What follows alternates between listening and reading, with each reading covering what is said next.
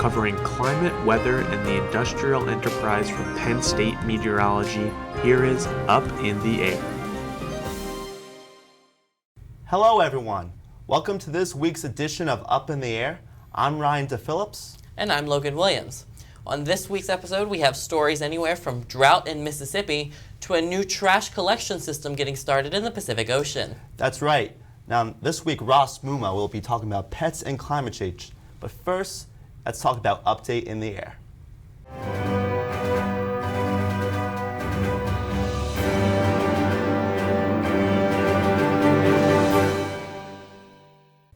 As teenage climate activist Greta Thunberg attempted to rally the world behind her cause, a lesser-known group of people were trying to do the same. Leaders from various Pacific Island nations such as Fiji, the Marshall Islands, Nauru, and more spent the UN Climate Summit trying to court world leaders to help them out. Marshall Islands President Hilda Hain said that her nation needs resources and support, and the Minister for the Environment in the Solomon Islands was quoted as saying that his nation was looking into relocation options as a last resort. Experts on the UN climate panel for the first time mentioned that climate change and rising seas could render several island nations uninhabitable. Erosion and clear weather saltwater flooding plague these nations on a daily basis now, with many farmers saying that they're being forced to move their crops further inland and with their homes taking on water on a regular basis. In Kiribati, some graveyards have even been washed away due to the rising waters. In the absence of American leadership on the climate issue, nations such as Micronesia and Vanuatu have turned to other world powers such as China in order to help fund their fight against climate change. Kitini is the Lenni Lenape tribe word meaning endless mountain. Right here in Pennsylvania, 185 miles of the Kitini Ridge was recently included as a conservation landscape with endless splendor. 12 counties from the Delaware Water Gap in the northeastern part of the state to Wagner's Gap just west of Harrisburg is included in this newly conserved region. Since this region was proclaimed as the most climate resilient landscape in the state through a study done by the Nature Conservatory, experts thought it to be wise to further protect it from climate change. Migratory birds such as 150 species of songbirds and countless species of plants will rely on the higher elevations of this ridge. With global temperatures continuing to warm and local habitats changing, this ridge will act as a refuge for these species. Partners in the Kitini Ridge Conservation Landscape strategically are preparing 6 plans of action. The main goals are to raise awareness, conserve landscapes, provide plenty of pure water, and increase research within this region. 2019 continues to put records into the record books. This past September will go down as the warmest September on record, barely beating the previous record holder, September of 2016.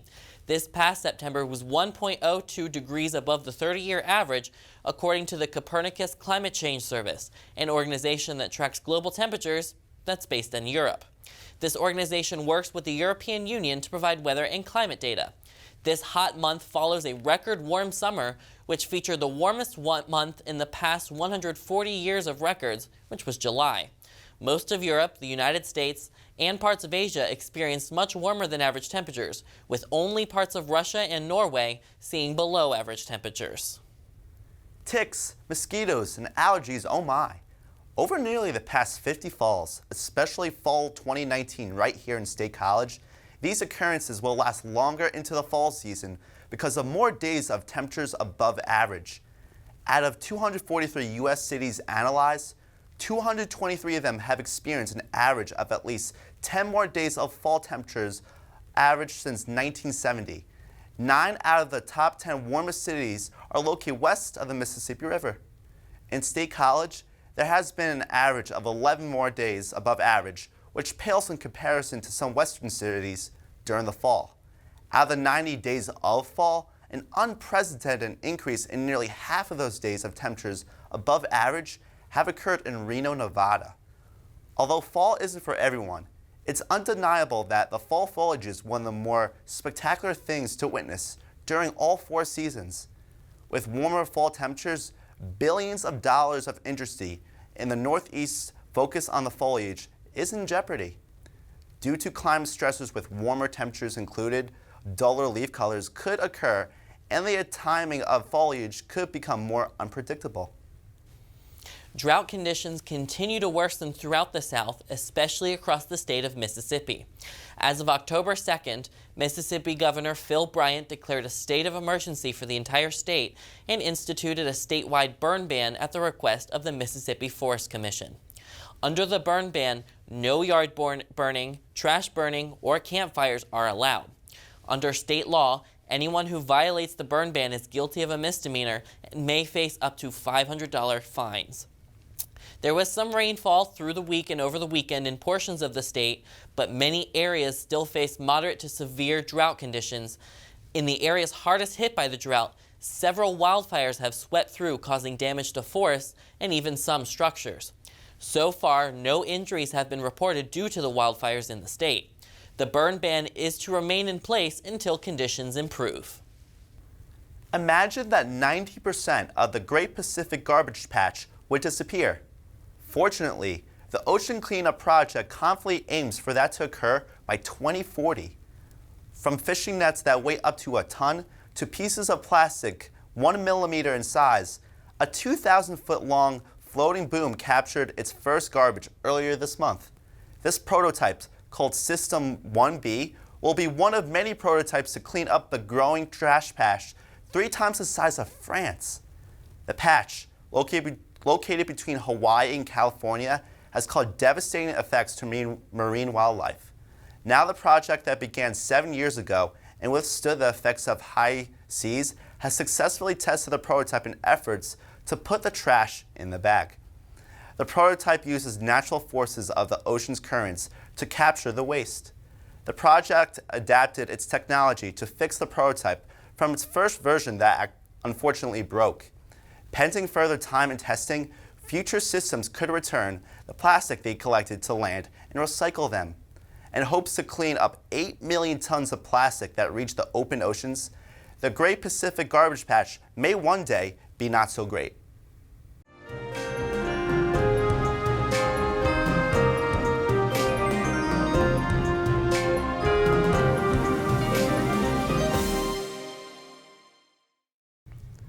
Welcome back to the show. Now we'll be doing a feature on pets and climate change. When it comes to the weather and climate change, we usually just think about how it's personally going to affect us and our day. Whether it's deciding on what to wear that morning when we first wake up, or whether to grab an umbrella and take it with us out the door on our way to work. But what about our furry little four-legged friends? The weather can be just as influential and at times detrimental in their lives as well.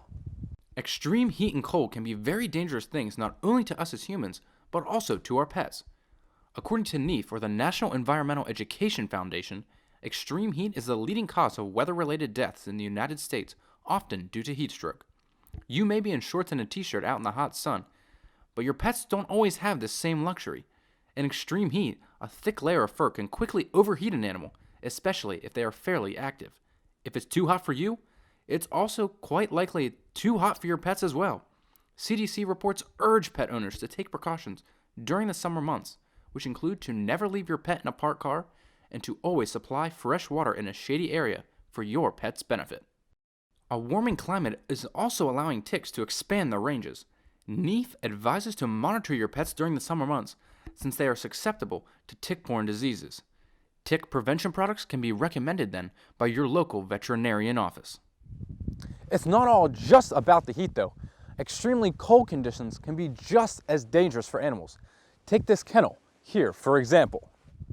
A few hours stuck out in cold and blustery conditions, and your pet could be chilled to the bone. With the effects of climate change becoming ever more present, raising awareness for pet owners about how the weather is affecting their pets is becoming even more important. So whether you're outside soaking up the hot sun or bundling up for a day in the snow, don't forget about your furry friends. For Up in the Air, I'm Ross Mumal.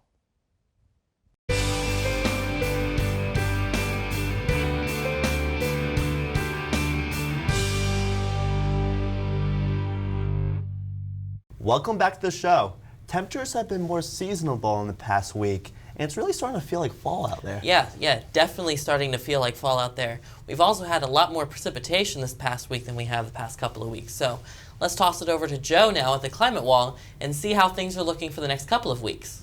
All right, thank you, Logan and Ryan. Well, we'll get to the precipitation and the precipitation outlook coming up in a bit, but here we'll look at our climate info to verify how close to fall we've actually been. This is for October 10th. Our average high is set at 63 degrees and our average low 43 degrees. Temperatures we've been relatively close to in the past week, so we are getting more fall-like here in Pennsylvania.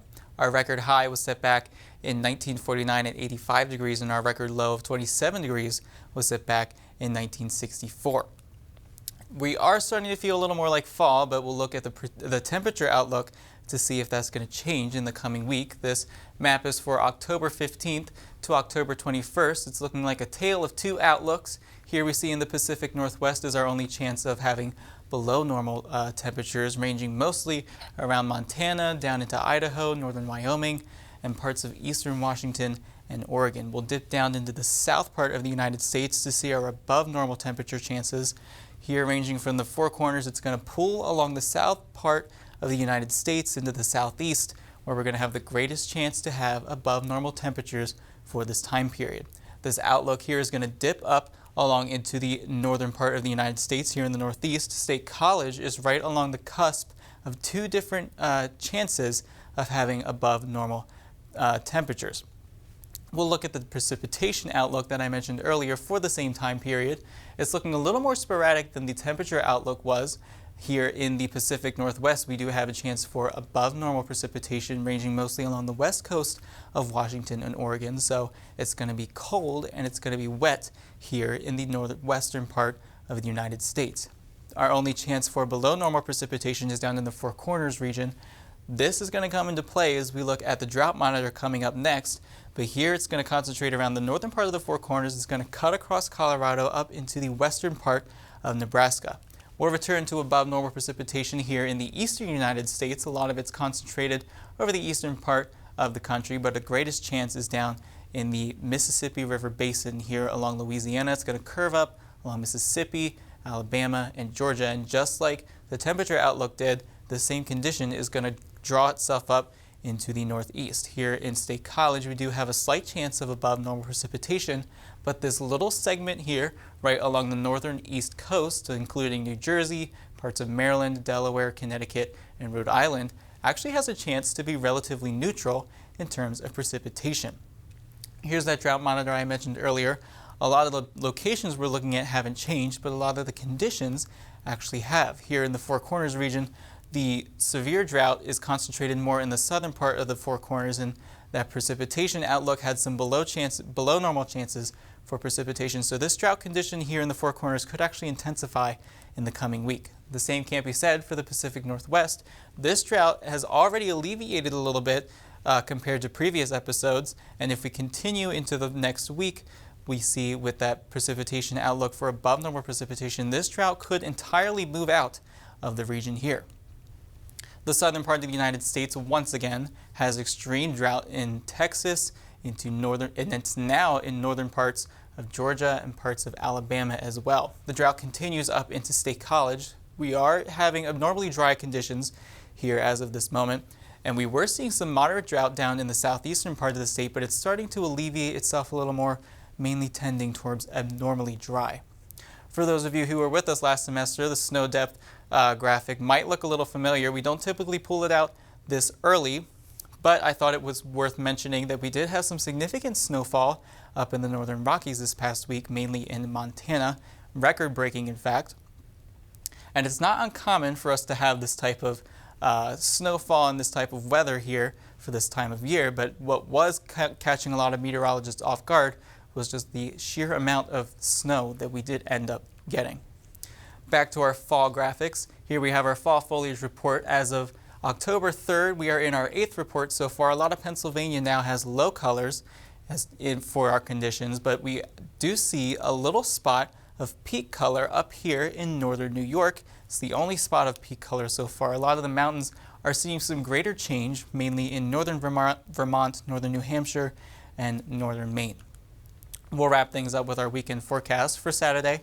a high of 63. It was actually right on the money for the average that we are seeing this time of year. It's going to be mostly sunny throughout the day, but we do have a chance for showers early throughout the day. But the sun is going to persist as we head into Sunday. It's going to be 58 degrees, a little bit cooler than we did see on Saturday. So for those of you who are making outdoor plans, if you want to get outside, you might want to incorporate sunscreen into that. That way you're not dealing with any sunburn and you won't have to deal with any of that pain that comes associated with that. Back to you guys at the desk. Yes, thank you, Joe. Yeah, I definitely got a little bit of sunburn at this last weekend's football game. Even though it was a chilly morning out there, you definitely do need that sunscreen even when it doesn't feel that hot outside. So if you're headed out this weekend, especially if you're headed to the Thon 5K this weekend, make sure you're bundled up for the chilly morning and also wearing some sunscreen. Yeah, that's right, Logan. So I hope everyone enjoyed this week's episode of Up in the Air. So stay tuned next week and have a great day.